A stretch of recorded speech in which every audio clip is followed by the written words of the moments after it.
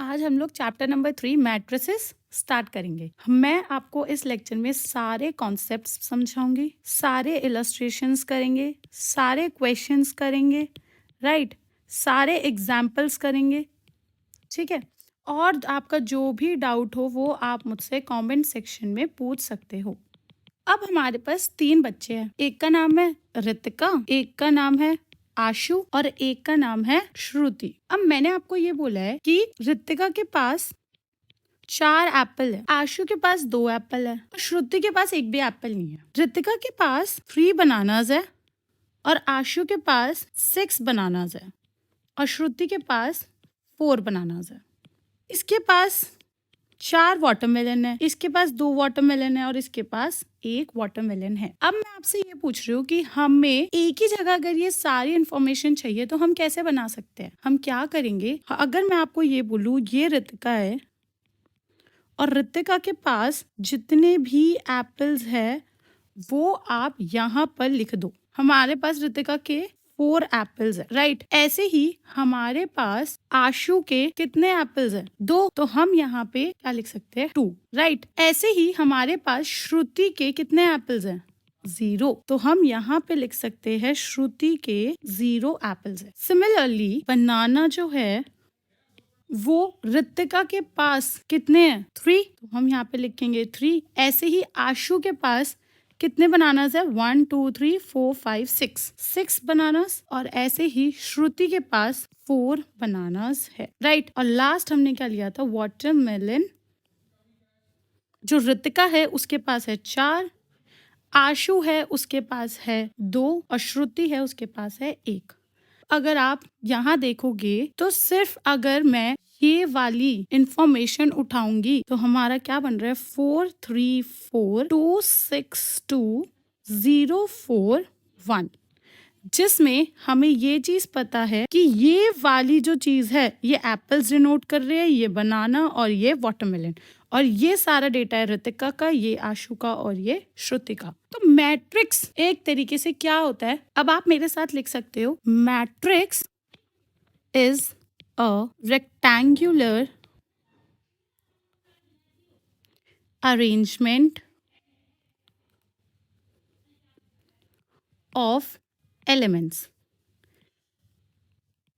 It is 2D, right.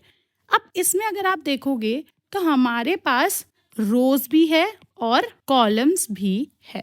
तो हम इसमें ये पॉइंट भी लिख सकते हैं, it has rows and columns. अब हमें सीखना है कि ऑर्डर ऑफ मैट्रिक्स क्या होता है। जैसे आपको एक मैट्रिक्स दे रखा है, मैट्रिक्स में कितने भी अंदर एलिमेंट्स हो सकते हैं। जैसे मैंने आपको बोला 1 3 4 6 11 14, ठीक है। ये आपको एक मैट्रिक्स दे रखा है। अब मैं आपसे इससे पूछ रही हूँ कि इसका ऑर्डर क्या है। ऑर्डर क्या होता है? ऑर्डर होता है आप रोज इनटू कॉलम्स लिखते हो। कहाँ पर? यहाँ पर। इसमें आपकी रोज कितनी है? 1 2, तो नंबर ऑफ रोज इसमें है 2 और इसमें नंबर ऑफ कॉलम्स कितने हैं? 1 2 3। तो ये आप यहाँ पे लिख सकते हो 2/3। जैसे एक और एग्जांपल ले लेते हैं, 1 2 9 8 6 4 8 7 11 9 8 6। ये मैट्रिक्स आपको दे रखा है। अब अगर मैं आपसे पूछूं कि इसका ऑर्डर क्या है, ऑर्डर क्या होता है? सबसे पहले हम काउंट करते हैं नंबर ऑफ रोज, रो 1 रो 2 रो 3 रो 4। तो 4 हमारे पास रोज है और हमारे पास कॉलम्स कितने हैं? 1 2 3। तो हम यहाँ पे लिखेंगे 3। तो आगे आप ये कह सकते हो कि order of matrices is equal to number of rows into number of columns। Order of matrix क्या होता है? Number of rose into number of columns. जैसे मैं अब आपको एक होमवर्क के लिए दे रही हूँ, 1 2 4 6 7 8 9 4। आप मुझे इसका ऑर्डर कमेंट सेक्शन में कमेंट करके बताओगे, ठीक है। फिर मैं आपको बताऊंगी कि आपका आंसर सही है कि गलत है। अब हम सीखेंगे कि हम मैट्रिक्स बनाते कैसे हैं, ठीक है। अगर हमारे मैट्रिक्स दे रखा है हमें 1 4 6 9 8 7, ठीक है, तो इस मैट्रिक्स को हमने बनाया कैसे है, ये क्वेश्चन है अब हमारा। तो अगर मैं आपको ये बोलूं कि जो हमारा ये चीज होती है इसको हम क्या बोलते हैं, एलिमेंट। इसमें आप मुझे बताओगे कि टोटल नंबर ऑफ एलिमेंट्स कितने हैं, 1 2 3 4 5 6। अगर आपको किसी भी मैट्रिक्स के नंबर ऑफ एलिमेंट्स निकालने हैं तो आप क्या कर रहे हो, रोज इनटू कॉलम। यहां पर आपके पास कितनी रोज है, 1 2 रोज है, और कॉलम्स कितने हैं, 1 2 3। तो आप यहाँ पे लिख सकते हो 2 into 3 which gives you 6 elements. Understood. और अगर आप यहाँ से भी काउंट करोगे तो 1 2 3 4 5 6, टोटल नंबर ऑफ एलिमेंट्स कितने हैं, 6। अब अगर मैं आपको बोलूं कि इस एलिमेंट को, हर एलिमेंट को आप कैसे लिख सकते हो, AIJ, जिसमें आपका A जो होता है वो होता है सारे एलिमेंट्स को रिप्रेजेंट करता है। I का मतलब क्या होता है, नंबर ऑफ रो, और J क्या होता है आपका, नंबर ऑफ कॉलम। जैसे अगर मैं आपको बोलूं कि एक 3/2 का मैट्रिक्स बनाओ, तो आप उसको कैसे बनाओगे, 3 क्या है, रोज। तो इसका मतलब हमारे पास यहाँ पे 3 रोज तो होंगी, और यहाँ पे हमारे पास कॉलम कितने होने चाहिए, 2। तो C1 C2। अब हमारा सबसे पहले A है, I क्या बता रहे हैं हमें, नंबर ऑफ रो। ये वाले एलिमेंट में कौन सी रो है, 1। तो हम यहाँ पे क्या लिख सकते हैं, 1। और ऐसे ही ये वाले एलिमेंट में हमारा कॉलम कौन सा है, 1। तो हम यहाँ पे क्या लिखेंगे, 1। ऐसे ही आप मुझे आगे बताओगे इस वाले एलिमेंट में कौन सी रो है, सेकंड, और कॉलम कौन सा है, 1। तो पहले आप क्या लिखते हो, रो, फिर क्या लिखते हो, column. Further what you can write is a element, उसके बाद रो कौन सी है, थर्ड, कॉलम है 1। ऐसे ही आप सारे लिख सकते हो। ये का रो क्या है, 1, कॉलम है 2, रो क्या है, 2, कॉलम 2, रो क्या है, 3, कॉलम नंबर 2। ऐसे ही आप सारे एलिमेंट्स लिख सकते हो। अब आपके पास एक क्वेश्चन मैं आपको दे रही हूं, find a 2/3 matrix where AIJ is equals to I plus J। ठीक है, आप मुझे बताओ कि ये मैट्रिक्स दिखेगा कैसा। ये मैट्रिक्स हमारा रोज कितनी है, 2। तो एक तो R1 होगी और एक R2 होगी। कॉलम कितने हैं, 3। तो हमारे पास यहाँ पे 3 कॉलम तो होंगे। ये मैट्रिक्स कुछ ऐसा दिखेगा, राइट। अब आप यहाँ पे इसको क्या बोलोगे, A11, फिर रो कौन सा है, 1, कॉलम 2, रो 1, कॉलम 3, ऐसी रो 2, कॉलम 1, रो 2, कॉलम 2, रो 2, कॉलम 3। ऐसा आपका मैट्रिक्स का आंसर आएगा लास्ट में। अब हमें दे रखा है AIJ is equals to I plus J। हमें यहाँ पे अगर A11 निकालना है, ठीक है, तो A11 में हमारा I क्या बताता है, रो कौन सी है, 1। तो हमारा इन्होंने क्या बोला है, I प्लस J करना है। इसमें I क्या है हमारा, 1, और J क्या है हमारा, 1 इज इक्वल्स टू 2। ऐसे ही A12 अगर आप निकालोगे तो I हमारा 1 है, J हमारा 2 है, which will give you 3। A13 is equals to I1 J3 4। A21 I is 2, J is 1 is equals to 3। A22 is equals to 2 plus 2 is equals to 4। A23 is equals to 2 plus 3 is equals to 5। अब मैं क्या कर सकती हूँ, इन सब elements को हटा के इनकी जगह ये सारी वैल्यूज पुट करूंगी तो हमारा एक मैट्रिक्स बन जाएगा। अब मैं आपको इसका मैट्रिक्स बना के दिखाती हूँ। A11 की वैल्यू कितनी निकाली है, 2। A12 की वैल्यू 3, A13 की 4, ऐसे ही 3 4 5। ये हमारा मैट्रिक्स बन गया है। तो ये हमारा क्या है, डिजायर्ड आंसर। अंडरस्टूड। अब हम सीखेंगे टाइप्स ऑफ मैट्रिसेस। हमारे पास बहुत सारे टाइप्स के मैट्रिक्स होते हैं। हम सबसे पहले स्टार्ट करते हैं रो मैट्रिक्स से। रो मैट्रिक्स से क्या समझ पा रहे हो आप, कि इस वाले मैट्रिक्स में सिर्फ और सिर्फ क्या होती है, ओनली 1 रो। एग्जाम्पल क्या लिख सकते हो आप इसका, जैसे मैंने बोल दिया ABC 9 6 4 9 6। अब आप मुझे एक बात बताओ, इन सब का अगर आप मुझे ऑर्डर बताओगे, क्या बन रहा है इसका ऑर्डर? नंबर ऑफ रोज कितनी है? 1, कॉलम कितने हैं? 3। तो यहाँ पे अगर आप देख पा रहे थे तो यहाँ पे हमारी रो कितनी थी? 1। ऐसी इसमें रो कितनी है? 1, कॉलम 2। इसमें भी रो कितनी है? 1। इसमें रो कितनी है? 1/2 और इसका क्या है? 1 × 1। अगर आप सब में देखोगे तो नंबर ऑफ रोज कितनी है सबकी? 1। जब हमारी नंबर ऑफ रो 1 होगी तो उसे हम क्या बोलते हैं? Row matrix. Second, column matrix. अब रो मैट्रिक्स में क्या होता है? एक रो होती है। तो ऐसे ही हमारे कॉलम मैट्रिक्स में क्या होगा? Only 1 column. अब आप मुझे इसके एग्जाम्पल्स बताओगे, क्या क्या हो सकते हैं? 1 2 3 A B C N M 1।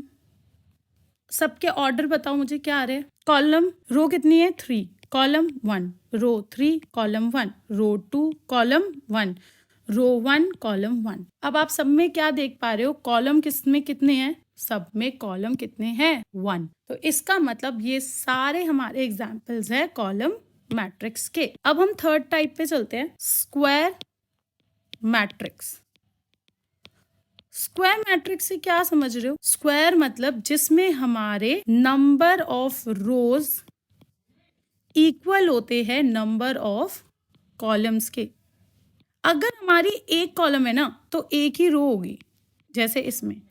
अगर हमारे पास 2 कॉलम है तो हमारे पास 2 ही क्या होगी? रो। अगर हमारे पास 3 रोज है तो हमारे पास 3 ही कॉलम होंगे।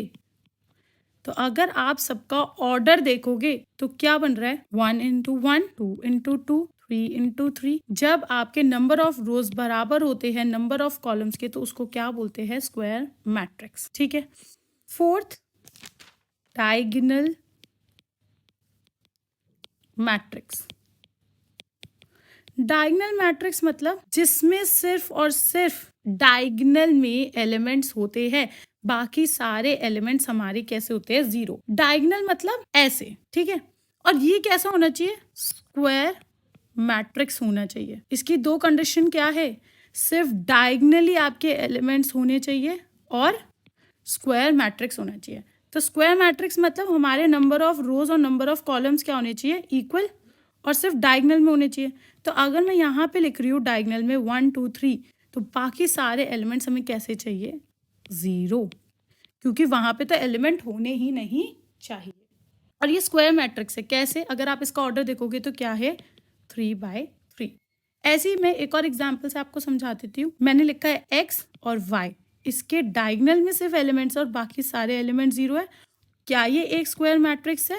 यस। अगर मैं आपको अब ये बोलूं कि 1 4 9 8 0 और यहाँ पे मैंने बोल दिया है 9 4 6 0 9 8 4 5 6 7 8 9 10 11 12, मतलब कुछ भी हमने लिख दिया है, ठीक है। ये आपके पास एक मैट्रिक्स है। मैट्रिक्स क्या होता है? एक रेक्टेंगुलर अरेंजमेंट जिसमें आपका एलिमेंट्स हो। अब अगर आप मुझे इसका ऑर्डर बताओ, नंबर ऑफ रोज कितनी है? 1 2 3 4 5। नंबर ऑफ रोज है 5 और नंबर ऑफ कॉलम्स कितने हैं? 1 2 3 4 5। नंबर ऑफ कॉलम्स ही हमारे 5 है। बट क्या ये एक हमारा डायगोनल मैट्रिक्स है? नो। क्यों? क्योंकि हमारे डायगोनल में तो एलिमेंट्स है पर डायगोनल में ये वाले एलिमेंट में हमारा 0 है। तो इसका मतलब हमारे पास यहाँ पर कोई एलिमेंट है ही नहीं। तो एक तो इस रीजन, फर्स्ट रीजन हो गया कि ये वाला एलिमेंट 0 है। सेकेंड रीजन हमारे क्या बोला था? सिर्फ और सिर्फ डायगोनल में आपके एलिमेंट्स होने चाहिए। ये जो बाकी सारे आपके एलिमेंट्स है ये कितने क्या होने चाहिए? 0, जो कि गलत है। Getting my point? तो ये क्या है? आपका नॉर्मल मैट्रिक्स।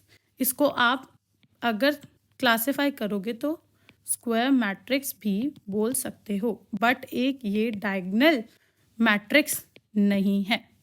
डायगोनल मैट्रिक्स से ही आपका इंस्पायर्ड है स्केलर मैट्रिक्स, ठीक है। फिफ्थ क्या है हमारा? Scalar matrix. स्केलर मैट्रिक्स क्या होता है? इसकी कंडीशंस है, पहली बात तो वो एक स्क्वायर मैट्रिक्स होना चाहिए, दूसरी बात, उसके सिर्फ डायगोनल में एलिमेंट्स होने चाहिए। और तीसरी बात, डायगोनल के जो सारे एलिमेंट्स हैं वो हमारे सेम होने चाहिए। समझ आया? तो इन शॉर्ट हम क्या बोल सकते हैं, वो डायगोनल मैट्रिक्स जिसमें सारे एलिमेंट्स सेम हो। इसका एग्जाम्पल क्या हो सकता है, जैसे अगर मैंने यहाँ पे 5 लिखा है तो डायगोनल में मेरे सारे एलिमेंट्स क्या होने चाहिए, 5 ही होने चाहिए। अगर मैंने यहाँ पे 1/2 लिखा है तो ये 1/2 ही होने चाहिए। समझ आया? अगर आप देख पा रहे होगे, क्या ये एक स्क्वायर मैट्रिक्स है? यस, क्योंकि number of rose number of column के बराबर है। डायगोनल में सिर्फ एलिमेंट्स होने चाहिए, वो भी ट्रू है। ये क्या सेम है? हाँ, ये सेम है, तो ये भी क्या है, स्केलर मैट्रिक्स। Got it? अब आप मुझे इस क्वेश्चन का आंसर दोगे, क्या सारे स्केलर मैट्रिक्स डायगोनल मैट्रिक्स होते हैं? आंसर इज यस, सारे स्केलर मैट्रिक्स डायगोनल मैट्रिक्स होते हैं। बट क्या सारे डायगोनल मैट्रिक्स के स्केलर मैट्रिक्स होते हैं? नहीं, क्योंकि डायगोनल मैट्रिक्स में हमारे डायगोनल एलिमेंट्स डिफरेंट हो सकते हैं, बट स्केलर मैट्रिक्स में डिफरेंट नहीं हो सकते। Sixth, unit matrix. Unit matrix वो मैट्रिक्स है जिसके सारे डायगोनल एलिमेंट्स 1 हो और बाकी सारे एलिमेंट्स 0 हो, और ये एक क्या होना चाहिए, स्क्वायर मैट्रिक्स। समझ आ रहा है? तो आप मुझे एक एग्जांपल बताओ। स्क्वायर मतलब नंबर ऑफ रोज बराबर होने चाहिए नंबर ऑफ कॉलम्स के। हम इस बार 2/2 का बना रहे हैं तो 2 रखेंगे, और हमारे डायगोनल एलिमेंट्स 1 होने चाहिए, बाकी सारे 0 होने चाहिए। अगर अब मैं 3/3 का बनाऊंगी तो मेरे पास ऐसा कुछ बनेगा। इसको क्या बोलते हैं, यूनिट मैट्रिक्स, या फिर इसका एक और नाम होता है, अगर आपने पढ़ रखा होगा तो, आइडेंटिटी मैट्रिक्स। अंडरस्टूड? अब हम सीखेंगे इक्वालिटी ऑफ मैट्रिसेस। कब दो मैट्रिक्स इक्वल कहलाए जाएंगे? मैं आपको बोल रही हूँ एग्जाम्पल में ABCF, ठीक है, ये एक मैट्रिक्स है, और एक मैट्रिक्स है 9A5 6, ठीक है। अब क्वेश्चन ये है कि क्या ये वाला मैट्रिक्स इस मैट्रिक्स के बराबर है? पहली बात तो आपको पता होना चाहिए कि बराबर इक्वल कहलाएंगे कब। इक्वल सिर्फ और सिर्फ तब कहलाएंगे जब उनका ऑर्डर सेम होगा और कॉरेस्पॉन्डिंग एलिमेंट्स भी सेम होंगे। मतलब इन शॉर्ट हमें बिल्कुल डिट्टो चीज चाहिए। अगर यहाँ पे हमारे पास एप्पल है तो यहाँ पर भी हमें एप्पल ही चाहिए, मतलब बिल्कुल सेम एग्जैक्ट मिरर हमें चाहिए, सेम। अगर मैंने यहाँ पर लिखा है 1 2 3 4, तो इसका इक्वल मैट्रिक्स अगर मैं बोलूँ कि आप मुझे बताओ इसका इक्वल मैट्रिक्स क्या होगा, तो वो होगा 1 2 3 4। इक्वल मैट्रिक्स मतलब यहाँ वाला मैट्रिक्स का ऑर्डर इस वाले मैट्रिक्स के ऑर्डर के बराबर है और सारे एलिमेंट्स उसके कॉरेस्पॉन्डिंग एलिमेंट्स के बराबर होने चाहिए। अगर अब मैं आपसे एक चीज पूछूं, x + y 9 4 AX, ठीक है, ये हमें दे रखा है एक मैट्रिक्स, और एक मैट्रिक्स हमें दे रखा है 9 5 8 और 4, ये हमें मैट्रिक्स दे रखा है। अब हमें बोल रखा है कि इफ ये दोनों मैट्रिक्स बराबर है तो आप हमें x और y की वैल्यूज बताओ। तो आप कैसे सॉल्व करोगे? जब दोनों मैट्रिक्स इक्वल होते हैं तो कॉरेस्पॉन्डिंग वैल्यूज भी इक्वल होती है, तो इसका मतलब जो इसका A11 एलिमेंट है वो इसके A11 एलिमेंट के बराबर होगा। So what we can write is x + y = 8। अगर आप देखोगे यहाँ पे 9 9 के बराबर है, 4 4 के बराबर है, तो x किसके बराबर है? 5 के बराबर है। तो हमने x की तो वैल्यू निकाल ली। अगर अब हमें y की वैल्यू निकालनी है तो हम इसमें x की वैल्यू पुट कर देंगे तो 5 plus y is equals to 8, y is equals to 3। समझ आया क्या करें हम लोगों ने? तो x plus y is equals to 8 था और हमें पता है कि इक्वल मैट्रिसेस में कॉरेस्पॉन्डिंग एलिमेंट्स इक्वल होते हैं, तो इसलिए हमने उसको इक्वल रख के वैल्यू कैलकुलेट कर लिया। ठीक है। Example number 1, consider the following information regarding the number of main and women. हमें दो लोगों का, एक हमारा बेसिस क्या हो सकता है? मेन और वुमेन। अब इसमें हमारे कितने बेसिस है? 2। हमें क्या दे रखा है? फैक्ट्रीज का डेटा कितना है? 3। एक फैक्ट्री 1 है, एक फैक्ट्री 2 है और एक फैक्ट्री 3 है, राइट।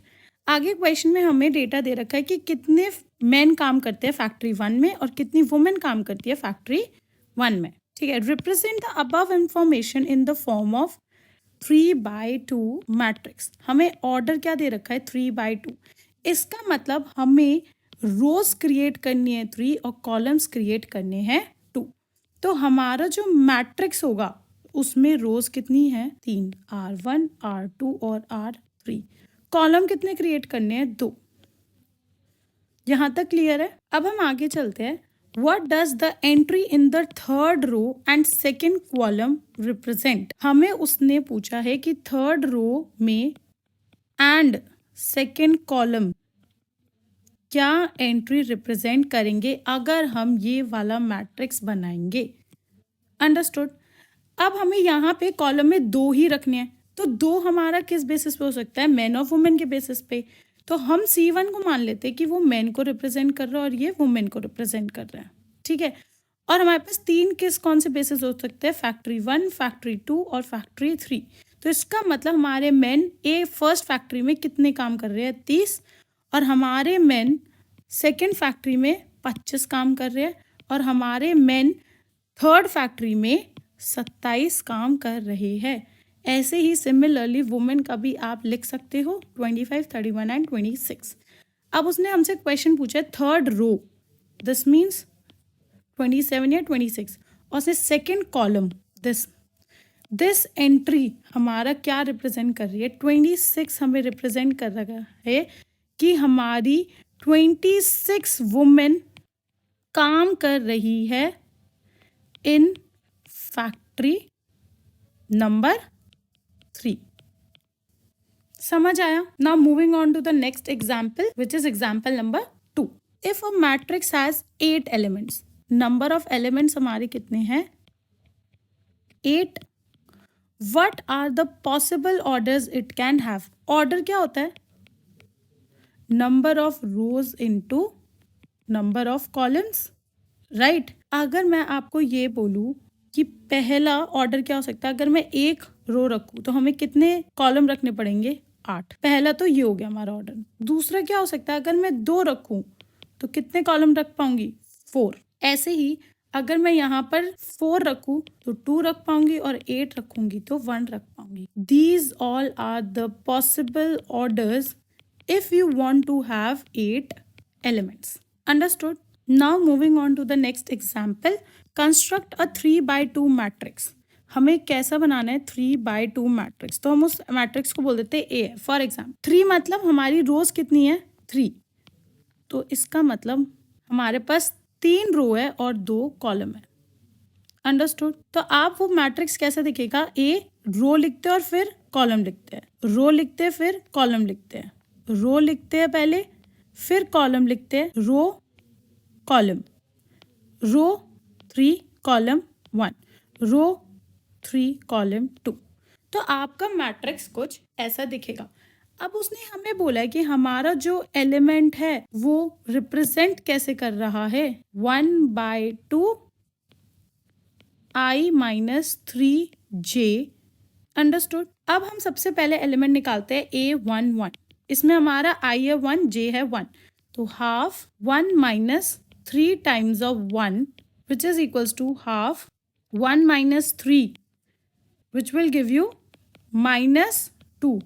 और अगर इसके अंदर माइनस होता है तो वो बाहर आके पॉजिटिव ही हो जाता है, तो ये कट होके हमारा 1 बच जाएगा।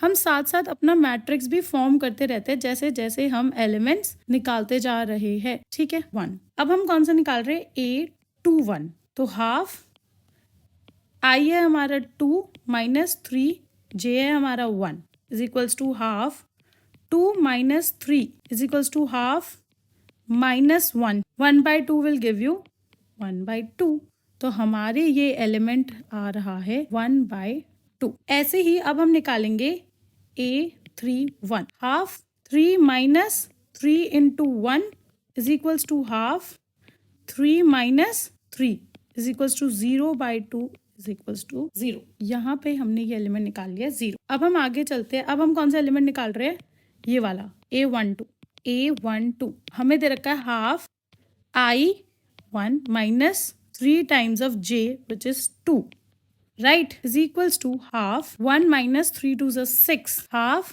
5 आ रहा है हमारे पास क्योंकि वो पॉजिटिव ही हो जाता है, 5/2 विल गिव यू 2.5, तो हम यहाँ पे लिख सकते हैं 2.5 या फिर 5/2। अब हमें निकालना है A22 half I minus 3 times of J is equals to half 2 minus 6 is equals to minus 4 which will become 4/2 is equals to 2, तो हम यहाँ पे लिख देंगे 2। और लास्ट हमें कौन सा निकालना है, A32 is equals to half I minus 3 times of J is equals to half 3 minus 6 is equals to 3/2, right। तो हमारा सॉल्यूशन क्या होगा, A is equals to 1 1/2 0 5/2 2 3/2। Understood? This is how you are going to create matrix. Example number 4, if x plus 3 z plus 4 2y minus 7, ये वाला पूरा matrix equal है। Equal मतलब corresponding angles भी इक्वल होंगे, राइट। इसका मतलब ये -6 इस -6 के बराबर है। Getting my point. तो हमें क्या निकालना है, find the values of A B C X Y Z। हम कैसे निकाल सकते हैं, हमें दे रखा है x plus 3 बराबर है, ये वाला एलिमेंट इस वाली चीज की तो बराबर होगा ना, फर्स्ट एलिमेंट फर्स्ट के बराबर होगा, सो दैट मीन्स AI इस वाले मैट्रिक्स का बराबर होगा AII के। तो दोनों के अगर हम AII कंपेयर करेंगे तो क्या आएगा, x plus 3 is equals to 0, so therefore x is equals to -3। ऐसे ही अब हमें y निकालना है। y के लिए हम किससे निकाल सकते हैं, कोई आपको बहुत सिंपल सी इक्वेशन दिख रही है, हाँ ये रही ना। हम कौन सा एलिमेंट कंपेयर कर रहे हैं, A1 3 दोनों का। पहले वाले का 2y minus 7 is equals to 3y minus 2, दोनों का हम ये वाला एलिमेंट बराबर होगा क्योंकि मैट्रिक्स हमारे इक्वल है। तो y वाली साइड एक साथ कर लेते हैं और z वाली और कांस्टेंट वाली साइड एक जगह कर लेते हैं। तो -7 + 2 -5 इज इक्वल्स टू y, हमारी y की वैल्यू भी आ गई, x की वैल्यू भी आ गई। अब z की निकालेंगे। z की किससे निकालेंगे, हमें दे रखा है A12 z plus 4 is equals to 6, तो z is equals to 6 minus 4, z is equals to 2। आप x y z की वैल्यू निकाल सकते हो। अब a b c की कैसे निकालोगे, हमें दे रखा है a -1 बराबर किसके है, -3 के, तो a बराबर किसके होगा, -3 + 1, a is equals to -2, right. ऐसे ही आप ये बोल सकते हो कि ये वाला एलिमेंट किसके बराबर होगा, इस वाले के, 2c + 2 is equals to 0, 2c is equals to -2, c is equals to -2/2, c is equals to -1। Last हमें क्या निकालना है, b। तो हम ये देख सकते हैं कि b -3 बराबर होगा 2b + 4 के, b -3 बराबर होगा 2b + 4 के। तो b वाली सारे एलिमेंट्स एक जगह रख लेते हैं और कांस्टेंट वाले एक जगह, तो -7 इज इक्वल्स टू b। अब हमें सबकी वैल्यू पता चल चुकी है, समझ आया ना। Moving on to the example number 5, find the value of A B C and D from the following equation. Equation हम कैसे बना सकते हैं, जब ये दोनों मैट्रिक्स इक्वल है और दोनों में 4 एलिमेंट है, तो इसका मतलब हमारा AII दोनों का बराबर होगा, दैट मीन्स A11 बराबर होगा, A12 बराबर होगा, A21 बराबर होगा और A22 भी बराबर होगा। सो A11 दोनों का क्या है, 2A + B is equals to 4। ऐसे ही A - 2B is equals to -3 और 5C - D is equals to 11, 4c plus 3d is equals to 24। अब पहले हम a और b की वैल्यू निकालना स्टार्ट करते हैं। हमारे पास दो इक्वेशन है, ठीक है। हम क्या कर सकते हैं, इस वाली जो इक्वेशन है इसको इंटू 2 कर लेते हैं, ठीक है। तो हमारे पास क्या आएगा, 2a minus 4b is equals to -6। अब आप इस इक्वेशन को a मानो और इस इक्वेशन को b मानो। तो आप जब दोनों को सॉल्व करोगे, आप यहाँ पे क्या कर रहे हो, a माइनस b। तो 2a plus b is equals to 4, 2a minus 4b is equals to -6। Sign क्या हो जाते हैं हमारे, चेंज। तो ये माइनस हो जाएगा, ये प्लस हो जाएगा और ये प्लस हो जाएगा। तो हमारे पास क्या बचेगा, ये तो कट ही हो गया है। और यहाँ पे हमारा बचेगा b plus 4b, 5b is equals to 10। So therefore b is equals to. जब अब आपको b की वैल्यू पता चल चुकी है तो आप इसको इक्वेशन 1 में सब्स्टिट्यूट कर सकते हो। तो 2a plus b is equals to 4 हमें दे रखा था, अब हमें पता है b 2 है। तो a क्या होगा, 2a is equals to 2a is equals to 1। जैसे a और b की वैल्यू निकाली है, ऐसे ही सेम आप c और d की वैल्यू भी निकाल सकते हो। जैसे हमें दे रखा है 5c minus d is equals to 11, 4c plus 3d is equals to 24। आप क्या कर सकते हो, ऊपर से d की वैल्यू निकाल लो। तो 5c plus 5c minus 11 is equals to d। अब आपको जब d की वैल्यू पता है तो वो आप इसमें पुट कर सकते हो। तो 4c प्लस 3 d की जगह हम ये रख लेते हैं, 5c minus 11 is equals to 24। तो 4c plus 3 5 15c minus 33 is equals to 24। 15 plus 4 19c is equals to 24 plus 33, 19c is equals to 57, c is equals to 57 by 19, c is equals to 3, right. अब जब हमें c की value पता चल चुकी है तो हम इसको इसमें पुट कर देंगे, तो d भी पता चल जाएगा। अब हमें d पता है, 5c minus 11, 5 times of 3 minus 11, 15 minus 11 is equals to 4। a की वैल्यू है हमारी 1, b की वैल्यू है हमारी 2, c की वैल्यू है 3, d की वैल्यू है 4।